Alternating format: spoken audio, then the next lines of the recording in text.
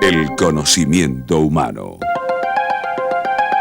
es tan inmenso que ya se aferra a los umbrales de los misterios más cercanos del infinito cósmico. Es tan enigmático como la geometría astral que susurra el génesis de la inteligencia perceptible. Es tan imprevisible en su resplandor de luminosa civilización como que aún no ha logrado dominar el ADN de la furia. El conocimiento humano se nutre de su historia y de su presente acontecer para tener su perspectiva, su visión del mañana. Este es el rumbo de Más Informes, tras las huellas del conocimiento.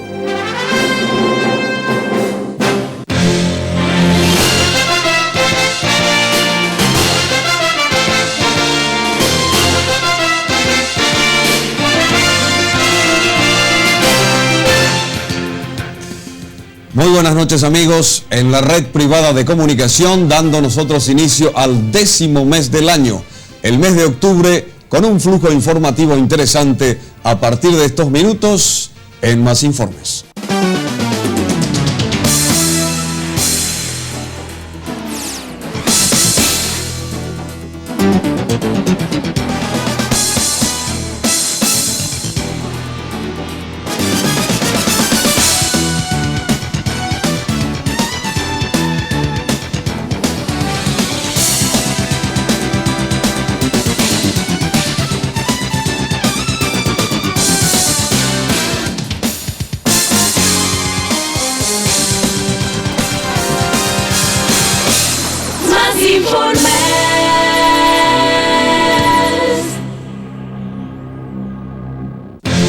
Hoy es miércoles a la noche, horario especial para Más Informes, y la producción de nuestro programa propone una profunda investigación sobre un tema muchas veces olvidado: los indígenas sin tierra, esta vez con la comunidad Enslet, que pide dónde vivir al mismo tiempo de reivindicar su milenaria cultura. También estaremos analizando para ustedes otro tema de candente actualidad: el drama social que conlleva la crisis del sector azucarero. Y nuestro entrevistado de hoy es el doctor Rolando Niela, hablándonos sobre el presente y las expectativas de la industria nacional. Todo esto para ustedes esta noche en el 13, en la red privada de comunicación, con esto que comienza así. Vamos a entrar en el primer tema de la noche, hoy miércoles, horario especial, aquí en la red. Los indígenas de la nación Enslet pertenecen a la familia lingüística Mascoy y habitan en territorios del Chaco. Sobreviven unas 6.000 personas, de las cuales 4.000 hoy están solicitando 163.000 hectáreas, apenas el 8% de su territorio original, del cual fueron despojados lentamente a partir de 1925, cuando el gobierno paraguayo comenzó a vender las tierras chaqueñas a especuladores extranjeros, principalmente británicos. Al ser despojados de sus territorios, los Enslet fueron perdiendo su propia identidad y pasaron a convertirse en mano de obra barata para las estancias de los alrededores. Cada indígena recibe el sueldo mínimo y recibe sus raciones igual que cualquier otro. Es una mano de obra muy costosa. Y nosotros entramos judicialmente, o sea, hacemos una demanda sobre sueldo al contra de la empresa, porque anteriormente se ganaba poco acá, solamente se ganaba 1.700 a 1.800 por día. El uno gana 45.050 el año 1993. Yo gané 60.000 guaraní mensual, 2.000 guaraní por día. Marcelino López, líder Enslet, habla de las relaciones laborales de los indígenas de la comunidad de Salazar cuyo territorio es propiedad de la firma dirigida por Roberto Eaton, quien emplea en su estancia a unos 17 indígenas. Anteriormente yo hablé con Roberto Eaton y yo me fui a la oficina de él. Entonces yo me fui a pedir que conozco el sacrificio indígena, porque yo, por ejemplo, tengo derecho también para reclamar, para ganar con esa suma. Entonces me dijo él, bueno, mira Marcelino, nosotros nos puede pagar con esa suma, porque esta es una estancia privada. Si la patrón se paga 30.000, 50.000, 40.000 guaraníes, nadie nos va a venir a reclamar. Lo que a mí me conviene como administrador es un empleado más capacitado. Como al indígena no se le capacita, ha sido una lucha para nosotros poder mantener una escuela, ha sido una lucha para nosotros fundar una escuela, conseguir maestros.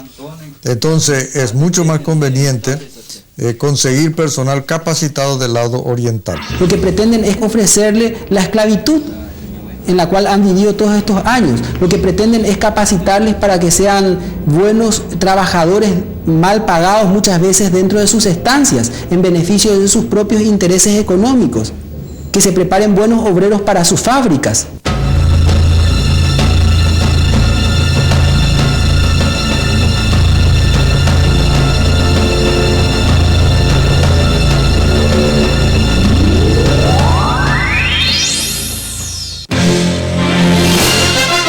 El INDI ha preparado un presupuesto de 104.000 millones de guaraníes para el ejercicio del año entrante. Con ese monto se pretende una solución global de los problemas de tierra de todos los indígenas del país. La cifra sufriría un drástico recorte en el Ministerio de Hacienda, alcanzaría tan solo 15.000 millones. Con ese monto tampoco los reclamos Enslet difícilmente se resuelvan en el año 1996.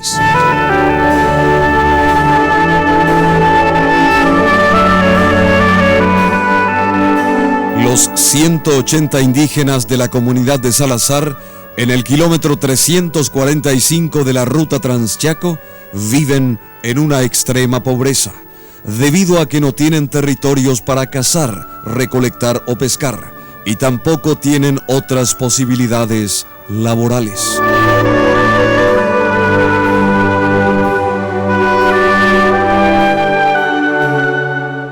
Nosotros reclamamos nuestra antigua tierra, o sea, según la historia de los ancianos, y porque mucha gente conozco con ese lugar.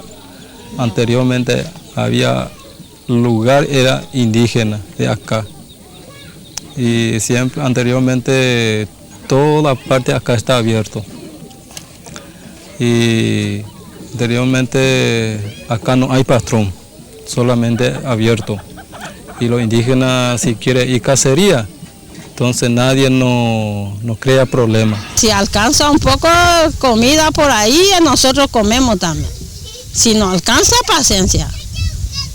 Si trabajamos nomás también. Si no trabajamos, no come nada. Asa kasuelana. Kiso año nakselana asa. Mo kaya nhelana kan.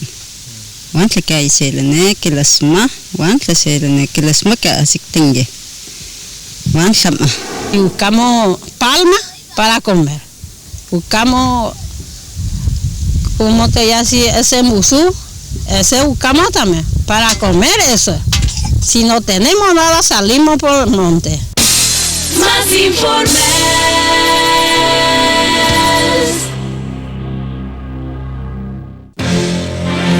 La Asociación Rural del Paraguay forma parte de una comisión interinstitucional que busca solucionar el drama de los indígenas.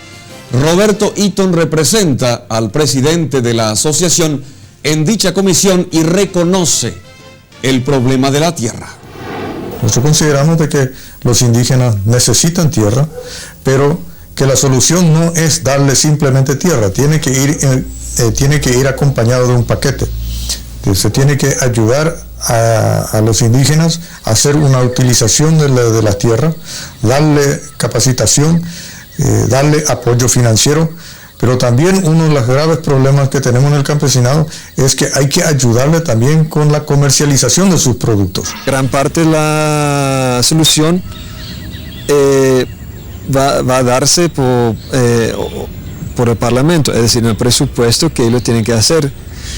Para este año pusieron casi nada en el presupuesto para conseguir tierras para los indígenas, suficiente, digamos, cuando se toma en cuenta la obligación anterior que tenía el INDI, tiene suficiente para quizás 10.000 hectáreas, si se paga un precio relativamente bajo.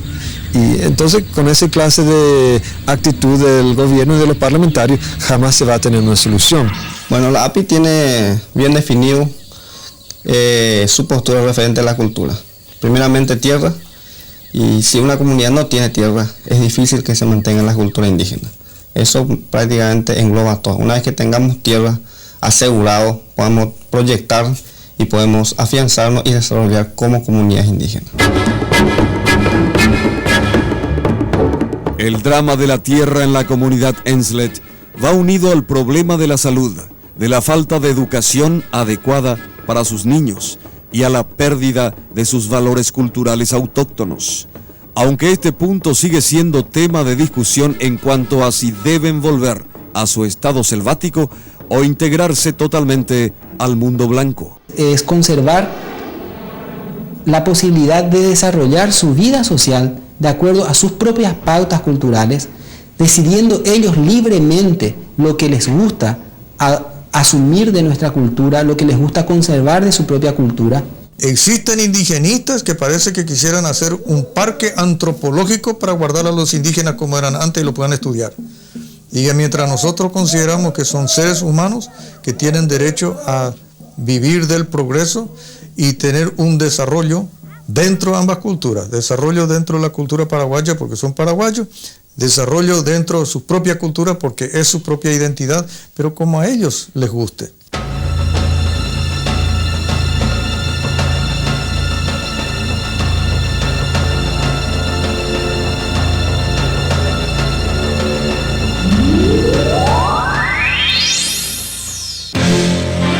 Los Enslet poseen pautas culturales propias que los distinguen absolutamente de los hombres blancos. Incluso los valores morales tienen diferencias notorias. Sus rituales, bailes y demás manifestaciones componen una simbología riquísima que ellos desean recuperar. Tienen valores morales bien diferentes a los nuestros. Por ejemplo, un hombre prestigioso en nuestra sociedad es un hombre rico, con mucha plata, con casa grande, con poder, que maneja el poder. En la comunidad indígena todavía un hombre prestigioso es alguien que es muy generoso. Los líderes indígenas siempre han sido las personas más pobres en la comunidad porque están regalando y distribuyendo todos sus bienes. Y esos valores siguen hasta hoy en día. El 19 de abril los Enslet de Salazar realizaron su fiesta. El chamán, una suerte de sacerdote, explicaba a los jóvenes el modo de bailar y el significado de las danzas.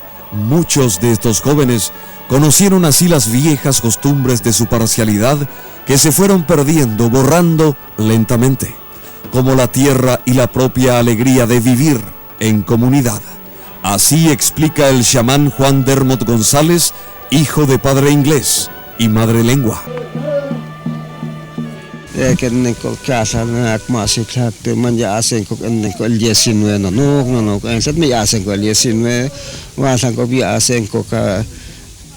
Semana Santa, Año Nuevo, Navidad, hacen copia hacen copiat nanok enset. Hakte me copia pia hacen goya enset.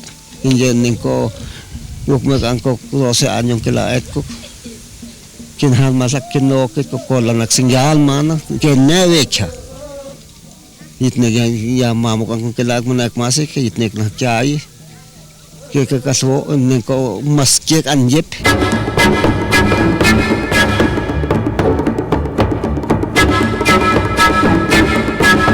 La Constitución Nacional, en su capítulo 5, reconoce a los indígenas su existencia como comunidad antes de la Constitución y les reconoce el derecho a la propiedad comunitaria de la tierra. También les reconoce el derecho consuetudinario para regir la vida indígena en comunidad.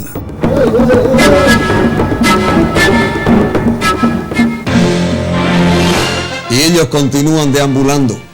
Los indígenas de la nación Enslet siguen deambulando en busca de su reivindicación como una comunidad que vivía en su propio territorio, con su propia cultura milenaria y sus ansias de alcanzar el lado positivo de lo que los blancos damos en llamar el progreso. Estos indígenas son tan paraguayos como nosotros y también, como nosotros, merecen la esperanza de una vida más digna.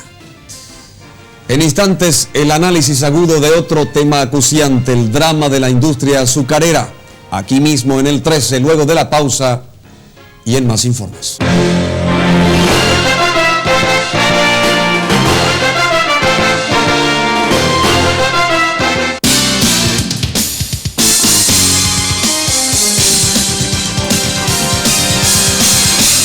Más Informes.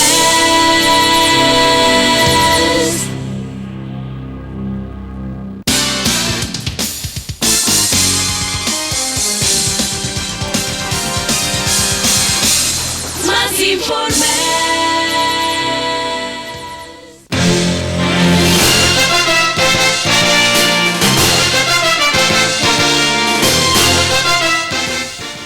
Nos chocó mucho.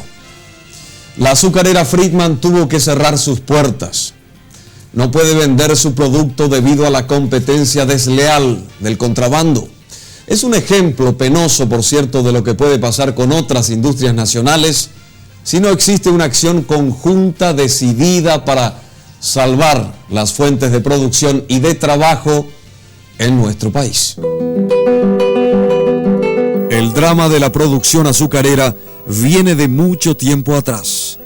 A la baja productividad en la cañicultura se suman la falta de reconversión de la parte industrial y el contrabando de azúcar, especialmente venido del Brasil. El Mercosur comienza a tener su incidencia en el sector azucarero nacional. Este todavía no está preparado para competir en igualdad de condiciones con la producción de los países vecinos. Hay una protección nominal con un arancel del 30% para la importación, pero algunos traen grandes partidas, pagan el arancel para una parte, pero introducen al país otra gran cantidad de azúcar, especialmente del Brasil, directamente de contrabando. No tenemos una protección real del sector, tenemos una protección nominal del 30%, pero en este momento se puede decir que el Mercosur está así en plena vigencia para el sector y el sector tiene deficiencias estructurales, tanto a nivel agrícola como industrial y comercial, que hacen que sea un sector sumamente vulnerable. Aparte del contrabando, se dio unos decretos para traer azúcar,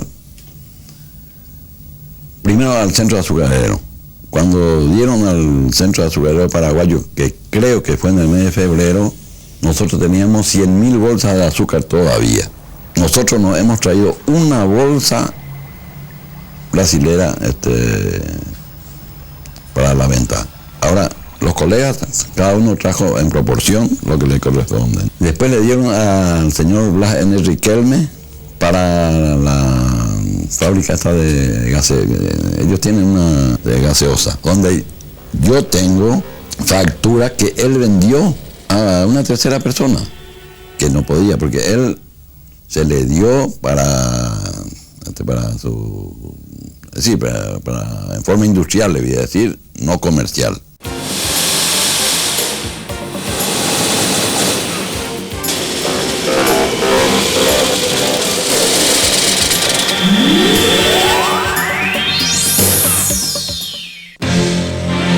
Algunas azucareras han iniciado la reconversión para adaptarse a las exigencias de la época.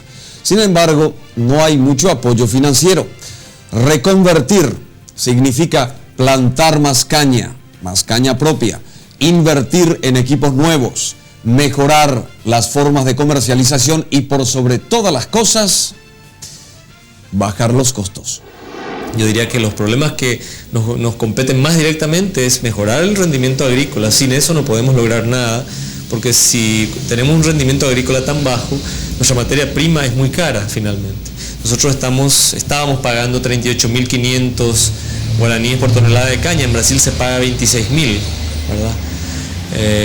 Nuestra empresa azucarera Iturbe se vio forzada a establecer un sistema de pago en 2 etapas de la caña de azúcar para poder salir al mercado con un producto, un azúcar más barato, para poder competir con el azúcar brasileño.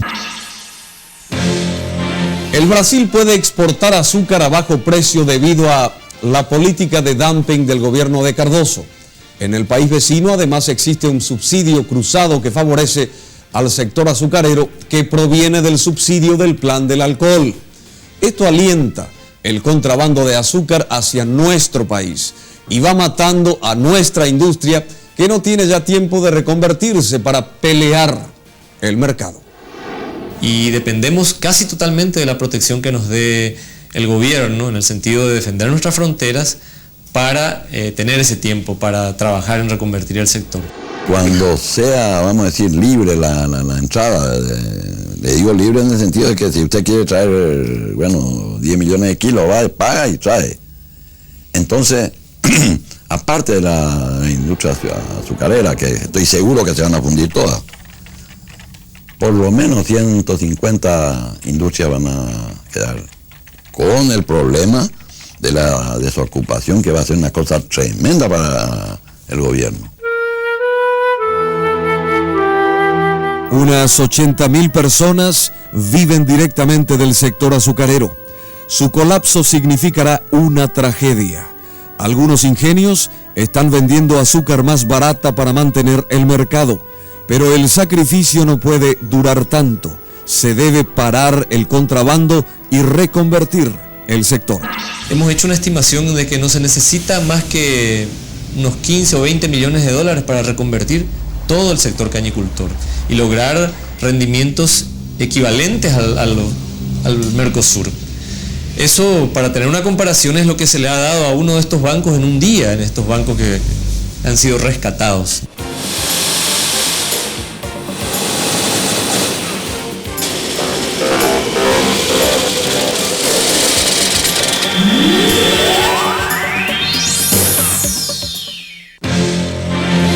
Este problema del azúcar se ha venido gestando sin que las autoridades le brindaran la atención que se merecía. Hace falta tan poco para reconvertir al sector y volverlo competitivo, pero sobre todo faltan voluntad política y sensibilidad social para evitar un drama como el cierre de una empresa. Tal es el caso de Azucarera Friedman, que deja a tanta gente sin trabajo y a tanta gente en la calle. Indirectamente 30.000 personas, porque nosotros tenemos aproximadamente 3.900 y pico de cañeros. Después hay más de cerca de 200 camiones más o menos que están trabajando, cada uno tiene familia. Tenemos 360 obreros y toda esa gente. ¿Qué vamos a hacer nosotros de esa gente? Para mí que es un caos, algo serio y peligroso, porque cuando a la gente se le aprieta por el estómago, no hay bala que le ataje. En la zona del Guairá, la situación se torna difícil por el problema del sector productivo más importante de la región, el azucarero. Eso se refleja en el testimonio directo de tanta gente afectada. Y es un momento difícil para los obreros y para mucha gente acá en la zona, ¿verdad? Porque imagínense usted parar una fábrica que es la única fuente de trabajo que tenemos. Y a pesar de que hay escasez de trabajo acá en nuestro país. Y para nosotros es una cosa muy dolorosa. Y ojalá que nuestro superior gobierno atajen esto contrabando que entre a contra de todos los obreros paraguayos. Obrero y me lleva con la esperanza de la fábrica. Ore a lo mejor gestar o coiti la tacuane ahora oñen botiores el de golpe en la roya pota lleva. se van a ir por ahí. Al mismo tiempo ya que actúas a huellas ya ayudar a ellos para todo recomiendan deje compasión al mismo tiempo orejeo al mismo tiempo porque ahora cosa y el agricultor no es guasuibo y hombre así la gente porque aprendo de ver la patrón casado y seguro que lo cobras primero allá hasta eso aprender más la gente usar y te porque una carga 1.000 kilos de cobrata 100.000 kilos los míos de cobrata a gente no ya acostumbrada ya pupe allá. El grupo sindical de las distintas empresas azucareras estamos teniendo una reunión constante para llegar, inclusive a tomar una medida de fuerza de llegar al Parlamento y pedir a donde corresponda para que se solucione este flagelo del contrabando de azúcar. En ese sentido estamos en la lucha y apoyando a las empresas en este momento difícil. El contrabando sigue y es visible y es incontrolable por muchas razones. Porque generalmente la gente que trae azúcar es gente importante, a quien no se le puede atajar. Yo creo que todos están en las mismas condiciones, porque tengo conocimiento que la azucarera paraguaya está en las mismas situaciones.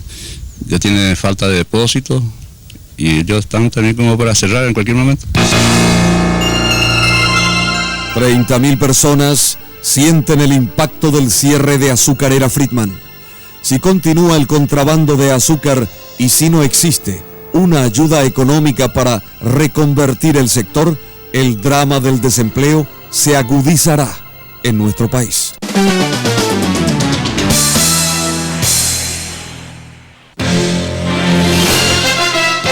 La situación no es muy halagüeña que digamos. En nuestro país perdemos más tiempo discutiendo sobre politiquería que sobre los reales problemas que nos aquejan a todos los paraguayos. He aquí un ejemplo. Un sector industrial olvidado, desprotegido por un gobierno que no frena el contrabando, que hace gente muy importante y vinculada sin dudas con las fuentes de poder. ¿Aguardará este gobierno que haya más desempleo y una gran explosión social para reaccionar y frenar el contrabando y ayudar a quienes realmente quieren producir? Esperemos que no sea tan tarde. Y hablando de la industria, en minutos aquí en nuestro set de televisión estará con nosotros el doctor Rolando Niela, filósofo y empresario de éxito. Con él conversaremos acerca de la situación del sector productivo nacional. Luego de la pausa en el 13, más informes.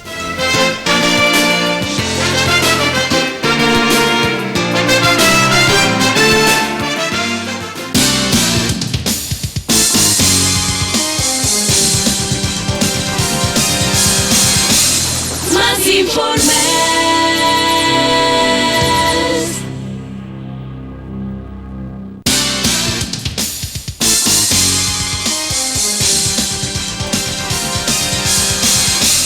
Más informes.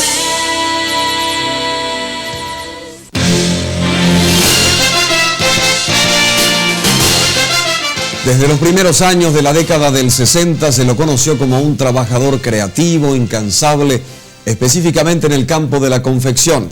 Logró imponer su marca Martel, ganó el mercado nacional y luego se proyectó hacia el exterior. Fue uno de los primeros que exportó prendas de vestir en nuestro país. De filósofo de formación pasó a ser un respetado y admirado empresario. Nos referimos al doctor Rolando Niela, que esta noche está compartiendo con nosotros aquí estos minutos en nuestros estudios. Doctor, realmente un placer de contar con usted esta noche, de tenerlo junto a la audiencia aquí del 13 en Más Informes. Antes que nada, es para mí también un gran placer ser convocado por el famoso Bruno Masi, gran hombre de la televisión paraguaya, creativo, perfeccionista, a quien le deseo que vaya siempre adelante. Muchísimas gracias, doctor, ya nos ha desarmado de entrada. ¿Cómo definiría usted el actual momento de la industria nacional? Bien, la pregunta es variada, ¿verdad? Hay tres tópicos principales aquí. Las oportunidades y amenazas de la regionalización de nuestras economías, o sea, Mercosur, y de la globalización mundial. El segundo tema es que tiene que ver el desarrollo de la industria con las políticas económicas implementadas por las autoridades económicas y el Poder Ejecutivo. Y en tercer lugar, cabría hablar de la coyuntura actual de recesión que vive el país, ya que tu pregunta es cómo veo la industria nacional. El Mercosur, doctor, originó dos ideas contrapuestas, diferentes, distintas. La tumba de la industria nacional por un lado y propiciar el definitivo o la definitiva consolidación de la misma. ¿Cuál es su opinión al respecto? Bueno, afortunadamente tenemos cifras positivas ya en lo que va de los 6 primeros meses del año 95. De enero a junio, el Paraguay exportó a los países del Mercosur, principalmente a Brasil, un 49% más que en el mismo periodo del año pasado. Y principalmente en productos no tradicionales. De modo que esa es una buena noticia, ¿verdad? No todo es negro como se suele presentar a veces, ¿verdad? Hay zonas grises y hay zonas blancas. Pero en cualquiera de los casos, cuando hablamos de integración de economías regionales, como ocurrió con la actual Unión Europea, que tiene como 30 años de elaboración, ¿verdad? El Mercosur va a llevar menos años porque los cambios ahora son mucho más rápidos, porque estamos en 1995 y no estamos en 1955, ¿verdad? Como cuando comenzaron los primeros acuerdos europeos. Pero a lo que quería llegar es que toda integración regional tiene sus oportunidades y sus amenazas. ¿Cuáles son las oportunidades y cuáles son las amenazas? Hay industrias para quienes se presenta la oportunidad de vender más, porque el mercado se ensancha. Tienen que ser industrias eficientes y competitivas, que hayan incorporado las nuevas tecnologías y que tengan conceptos e ideas en organización y métodos actualizadas. Hay industrias que no están preparadas para combatir, pero no todo es un problema de eficiencia, porque hay sectores enteros en situación de desventaja con respecto a la economía de otros países. Como por ejemplo, no conozco tan profundamente el tema del azúcar, pero parece que la producción del azúcar brasilera es de mucho mayor escala y menor, es seguro que es de mucho mayor escala, pero tengo entendido también que tiene un menor costo. Si hay subsidio o no hay subsidio, no estoy informado. En cualquiera de los casos, si todo un sector tiene desventajas diferenciales con el mismo sector del otro país como del Mercosur, entonces ahí ni siquiera la eficiencia basta. Doctor, ¿qué falta para el definitivo despegue de la industria nacional? ¿Qué es lo que realmente nos falta a nosotros los paraguayos para que eso ocurra? Bueno, ahí hay múltiples factores, ¿verdad? Vamos a hablar un poquito, el factor más importante y que tiene solución solamente a mediano y largo plazo es el factor educacional. O sea, la capacitación de los recursos humanos, que es lo más importante para la productividad de una firma o de un país, en todos los niveles. En el nivel management, que hemos dado grandes progresos a través del MAE, Máster la Administración de Economía, ¿verdad? Máster en Administración de Economía, que depende del INCAE de Centroamérica y también tiene conexión con la Universidad de Harvard. Pero en la parte de mandos medios y de operarios calificados, las instituciones educacionales son insuficientes para proveer a la demanda laboral. Somos las empresas las que estamos subsanando esta deficiencia. Pero es ahí donde queda una labor muy importante. Doctor, ¿y cómo usted preparó a su empresa Martel, en este caso, para ese gran desafío llamado Mercosur? Bueno, es muy fácil de entender, ¿verdad? Nosotros desde 1986, o sea, hace 9 años, venimos exportando volúmenes bastante importantes. Desgraciadamente los márgenes de exportación no son muy importantes. Venimos exportando a los países más exigentes del mundo, ¿verdad? Y por tanto es lógico que podamos vender a los consumidores también de Argentina, Brasil y Uruguay, ¿verdad? Y de hecho estamos exportando jeans al Brasil y camisas a la Argentina. Como te mostré la otra vez, tenemos contratos con Brasil, con firmas brasileras, hasta diciembre del 96 para exportar jeans. Y estamos importando más de lo que podemos producir, hasta tal punto que estamos dándole a fabricar algunos talleres que están en condiciones y le damos la asistencia tecnológica y control de calidad. Y el mercado americano también es territorio fértil, tenemos entendido, para las exportaciones de Martel. Ahora estamos prefiriendo exportar al Mercosur antes que a Estados Unidos y Alemania, ¿verdad? Nos hemos cortado totalmente porque podemos vender a un precio un poquito más alto y con mayor rentabilidad. Porque cuando se exporta a estos grandes países con importadores poderosos y de gran tradición, hay que competir con todos los países del mundo que exportan el mismo producto, porque ellos tienen sus oficinas en Hong Kong, en Taiwán, en Singapur, en Bogotá, en San Pablo, etcétera, ¿verdad? En el mundo, ¿verdad?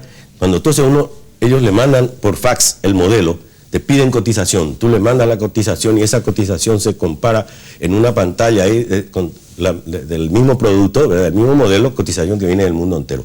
En cambio, los importadores brasileros y los importadores argentinos no tienen la suficiente antigüedad y por tanto no tienen esa estructura mundial. Entonces podés venderle a un precio pagan un precio un poquito más alto y además el transporte tampoco encarece, como cuando exportás a Estados Unidos o a Europa.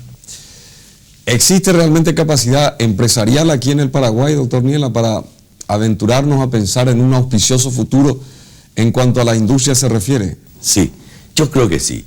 Mira, en el orden industrial no hay tantos ejemplos, pero esa capacidad que han demostrado unos cuantos empresarios paraguayos en lo comercial, también yo creo que se puede proyectar a lo industrial. Actualmente hay una serie de productos, hay una serie de importadores paraguayos que representan marcas importantes y que también ahora recibieron la concesión de mercados como Argentina y Brasil, ¿verdad? Y uno de los ejemplos que quisiera poner en esto, porque yo los felicito, es VTC, los hermanos Bierzi, ¿verdad? Ellos están vendiendo en varios países latinoamericanos cifras significativas. Nosotros no somos inferiores, ¿verdad? El problema de nuestro país ha sido siempre el de las clases directoras o el de los gobiernos con una mentalidad de país importador de productos industriales y exportador de materias primas. El algodón nosotros exportamos el 90% sin elaborar y solamente el 10% elaborado. Después tú ya conoces la lucha que yo he llevado durante 20 años para hacer de nuestro país un país con mentalidad exportadora y hasta ahora prácticamente no lo es. Antes se buscaba mano de obra barata, ahora las exigencias nos llevan por el camino de tratar de conseguir mano de obra calificada. La pregunta nuestra es si el paraguayo está capacitado para esos grandes desafíos, grandes emprendimientos. En mi larga experiencia laboral, por mi empresa desfilaron miles de personas, ¿verdad? Existen condiciones naturales en el hombre y la mujer paraguaya. Inclusive la mujer es increíble, pero la mujer es muy eficiente, tiene un mayor espíritu de sacrificio y menos vicio que los muchachos, ¿entendés? O sea que tienen sus ventajas, ¿verdad? Tienen sus desventajas nomás porque vos sabés que son bastante ñaronas las mujeres, pero que me oigan las mujeres ahora, me van a tratar de machista y al contrario, que ahora mi empresa es la empresa que más mujeres ejecutivas tiene. ¿Cuántas? No sabría decirte ahora porque está la jefa de supervisora. Mira, por ejemplo, una supervisora tiene 30 chicas bajo su mando, chicas y muchachos.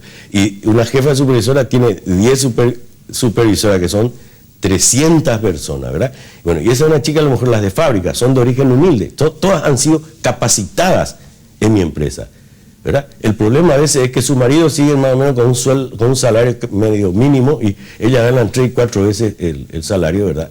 Pero han tenido un origen humilde y se han capacitado. Entonces yo me baso en que cuando hay educación, capacitación, ¿verdad? El hombre y la mujer paraguaya responden. Algunos sostienen que nuestro sistema educativo tiende a capacitar al individuo para que éste rápidamente pueda insertarse dentro del campo laboral. ¿Cuál es la opinión suya al respecto, doctor? Evidentemente, la educación, hoy por hoy, siempre ha sido un valor importante en la historia de la humanidad, pero hoy por hoy es un factor decisivo en la producción. Un ejemplito nomás, Bruno. Fábricas que antes tenían 300 operarios, por ejemplo, y que podían ser semi-analfabetos, ahora se manejan en las industrias de los países desarrollados, a lo mejor con 20 o 30 personas, pero que tienen que saber algo de matemática, de computación y que manejan paneles. De modo que ya no existe el mito de la mano de obra barata. Por supuesto que siempre es o una ventaja para el país que tiene mano de obra barata, no para el pobre trabajador, y una desventaja para los que tenemos que competir, como por ejemplo los que tenemos que competir, no ya con la mano de obra barata, sino con la mano de obra gratis de los millones de presos comunes y políticos, sobre todo de China continental, que trabajan para la exportación, ¿verdad? Bueno, pero hoy por hoy mucho más importante es el conocimiento y la incorporación de tecnologías y la capacidad de manejar eso gracias al conocimiento, ¿verdad?, que la tracción a sangre y la mano de obra barata, ¿verdad? Y cada vez eso va a tener menos importancia. La mayoría de los industriales, doctor, se queja del poco apoyo crediticio hacia la industria. ¿Es tan poca esa ayuda, doctor?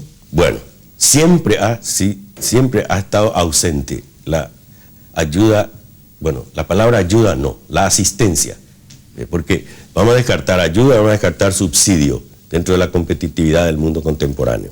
Pero sí un gobierno tiene que tener políticas de fomentos para incentivar vía fiscal y facilitar créditos a precios más ventajosos y a más largo plazo, ¿verdad? Bueno, la industria, sobre todo la industria manufacturera, no tan así la agroindustria, pero la industria manufacturera, que es la que ocupa más mano de obra, ha sido siempre postergada en nuestro país, como te decía hace un rato, con mentalidad agrícola, exportadora de materias primas e importadora de productos industriales. Pero este gobierno está superando, todavía no es suficiente, por supuesto, pero un ejemplo, gracias a una elaboración creativa muy trabajosa del Ministerio de Industria y Comercio, se implementó con el dinero inmovilizado de previsión social, inmovilizado en los bancos, un plan de 50.000 millones de guaraníes al 24%, cuando que el préstamo está costando, los préstamos normales, el 3, 28, 30, 32, ¿verdad?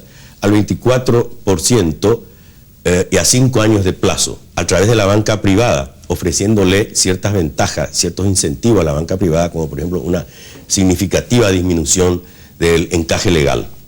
25.000 millones que en un mes se fue absorbido por la industria, y ahora hay otra partida de 25.000 millones. El plan actual es hasta 100.000 millones de guaraníes. Bueno, cosas así no existían antes.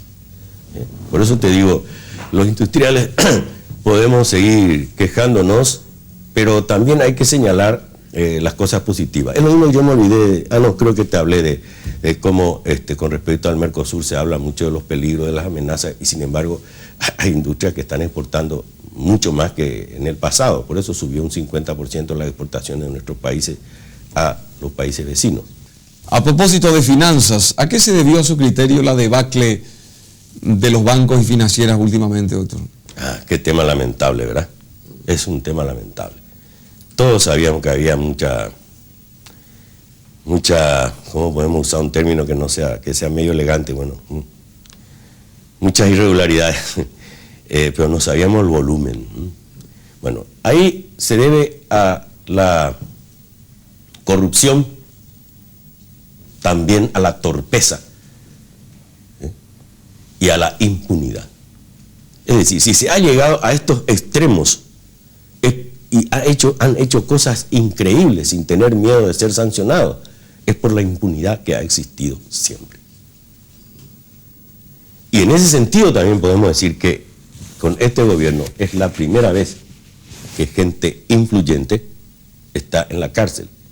Ojalá que eso, y faltan muchos todavía, y ojalá, y no quiero ser no quiero ser desagradable, ¿verdad? Pero ojalá que esto sirva de ejemplo para la cantidad de tentaciones que crea el mal ejemplo de la corrupción, tentaciones de gente que no piensa en la productividad ni en un largo proyecto, sino en el golpe, en enriquecerse de golpe.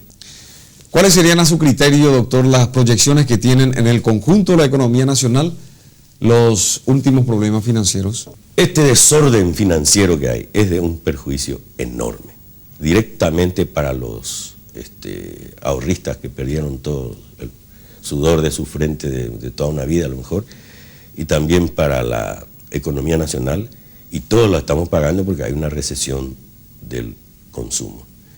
Yo la única visión optimista que puedo tener de esto es que con esta debacle, más el fracaso de los que tuvieron tantos privilegios y tantas ventajas, por eso dije corrupción y al mismo tiempo torpeza, ¿verdad? Con ese fracaso y las sanciones, daría la impresión de que no se va a repetir más en esta medida. No digo ya que no se va a convertir en un país de ángeles, pero no se va a repetir más en esta medida la corrupción y el desorden. Y sobre todo el Banco Central es el que tiene que controlar mucho más, tiene que controlar y garantizar el dinero del depositante de buena fe, blanco, negro, lo que sea. Esos pobres depositantes de buena fe nunca saben si es negro, si es blanco, ¿verdad? Gente sencilla. El Banco Central es el que tiene que fiscalizar a todas las instituciones financieras que se abren por ahí. Yendo a un plano más personal, usted es un filósofo, convertido a exitoso empresario, con muchos premios constantemente. ¿Cómo hizo? ¿Qué hizo para llegar hasta donde llegó? Yo pienso siempre que en la vida, para que las cosas salgan, tiene que haber convicción de lo que uno hace y perseverancia. O sea, convicción, perseverancia y también la idea de llevar adelante en los orígenes no solamente un proyecto económico, sino también social, con sus valores propios y con mística de cuerpo. Ese es el motor de todo lo demás. Después viene la capacitación, la conquista de mercado, todo eso, ¿verdad? Pero para eso tenés que tener a la gente a tu lado. O sea, son los recursos humanos, como se dice muchas veces, pero hay veces que se dice y no se piensa hasta qué punto es la gente, son los recursos humanos los que multiplican los valores económicos o los que despilfarran. De modo que esa sería la respuesta.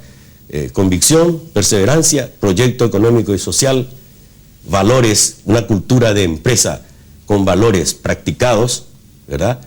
Porque el engaño, la mentira tiene patitas cortas, ¿verdad? Y mística. Y a eso le agregaría visión y planificación a largo plazo. Un placer, doctor, y muchas gracias por haber estado con nosotros esta noche. Gracias. Y es siempre reconfortante charlar con el doctor Rolando Niela, uno de los más destacados empresarios nacionales, presidente del directorio de Fénix, Sociedad Anónima Martel. Hacemos una pausa y enseguida estamos con ustedes de vuelta, pero esta vez con los 10 artistas mejor pagados del mundo según la revista Forbes. Aquí en el 13, luego de la pausa, más informes.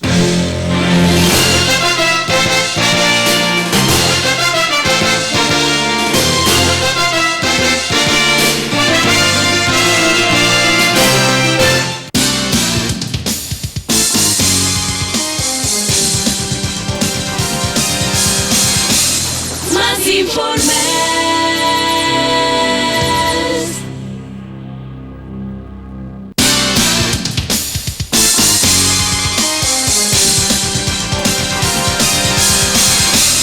Más informes.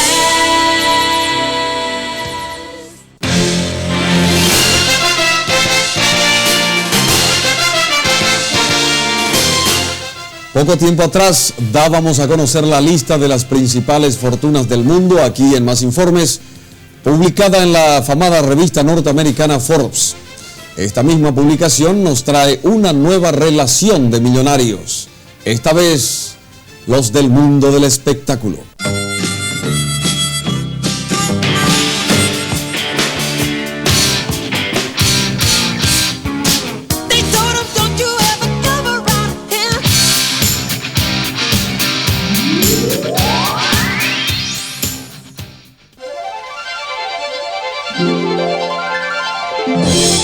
La estadística de Forbes está encabezada por el director cinematográfico Steven Spielberg, quien ganó el Oscar con La lista de Schindler, con unos ingresos entre 1994 y 1995 de $285 millones.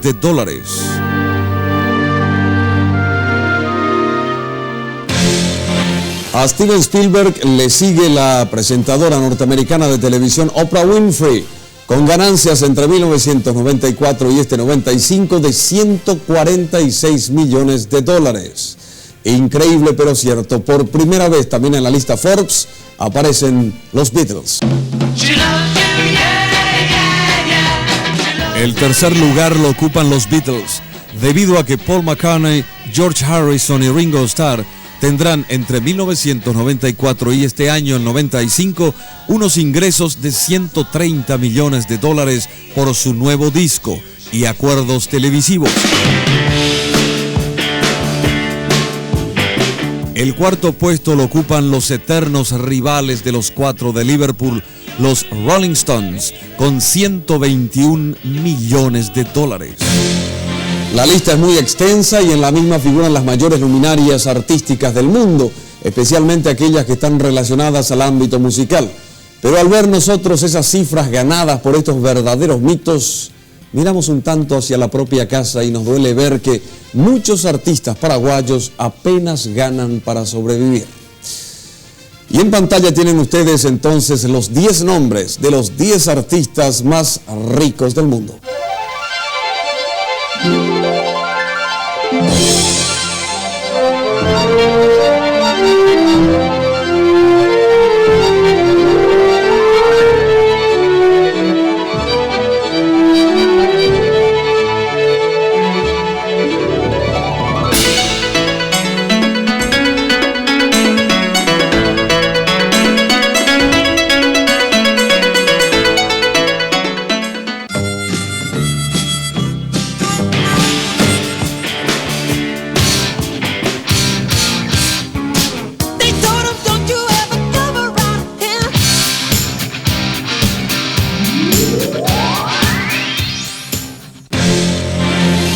Nos estamos yendo hasta la próxima semana, no sin antes agradecer a los periodistas Andrés Granje y Marcelo Martinezzi, quienes con sus respectivos equipos periodísticos de Más Informes fueron a cubrir tanto la problemática Enslet como lo que está pasando en Villarrica con el paro del ingenio Friedman. El próximo martes los aguardamos aquí mismo con un tema en el que hemos puesto sumo cuidado, ya que ha levantado una suerte de psicosis generalizada en mucha gente. Se trata de esto que se da en llamar satanismo y que parece no ser más que un cúmulo de hechos delictivos disfrazados de connotaciones esotéricas. Creemos que hay que desmitificar tantas creencias erróneas producto de la superchería que todavía impera en muchos sectores de nuestra sociedad. Nos veremos pues aquí en la red privada de comunicación el siguiente martes con más informes.